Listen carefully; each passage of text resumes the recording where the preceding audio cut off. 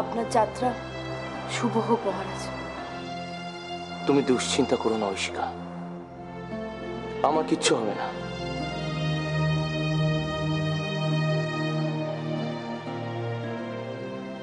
তুমি খনার দিকে দৃষ্টি রেখো।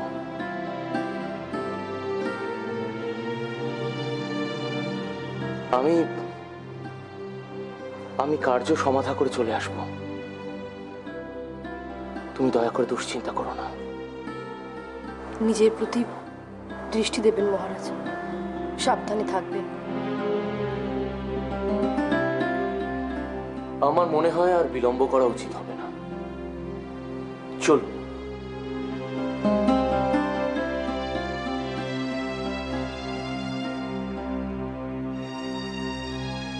কি হয়েছে মা?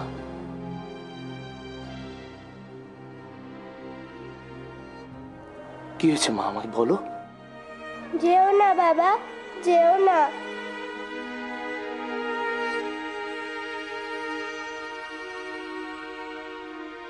মহারাজ, খনা যখন বারণ করছে, এমত অবস্থায় তার সম্ভব নয় রানী, আমাকে যেতেই হবে। মা, তুমি ভালো হয়ে থেকো, আমি খুব শীঘ্রই ফিরে আসবো।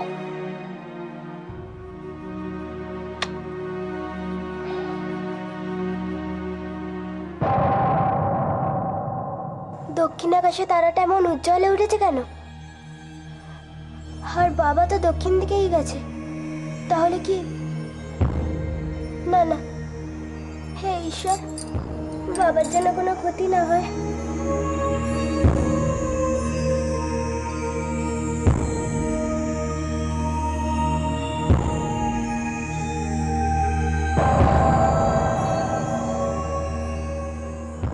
এ কি?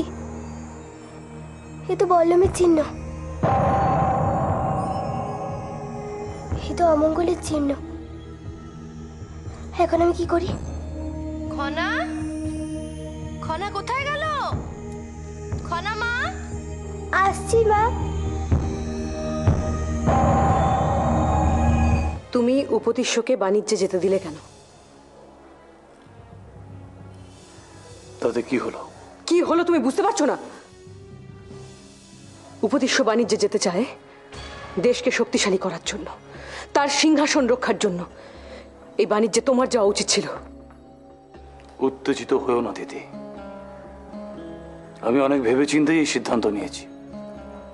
কি ভেবেচিন্তে? দেখো দিদি, এটাই সুযোগ নিজেকে প্রমাণ করার। দেশের রাজা এখন অনুপস্থিত, আর এই সময়ে নিজেকে রাজা হিসেবে দেখার এই সুযোগটা আমি ছাড়বো কেন?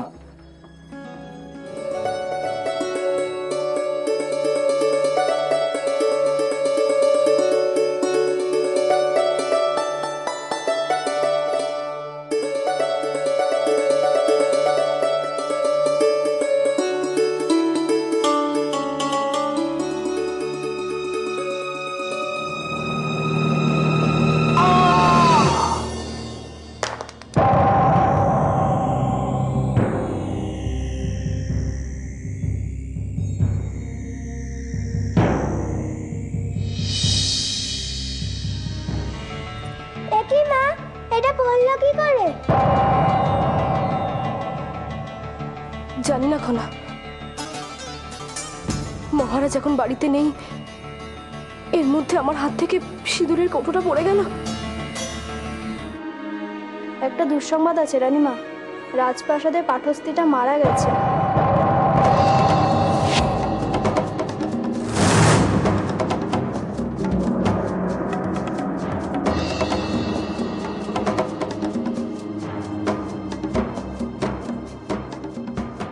মঙ্গলে উষা বুধে পা, যথা ইচ্ছা তথা যা।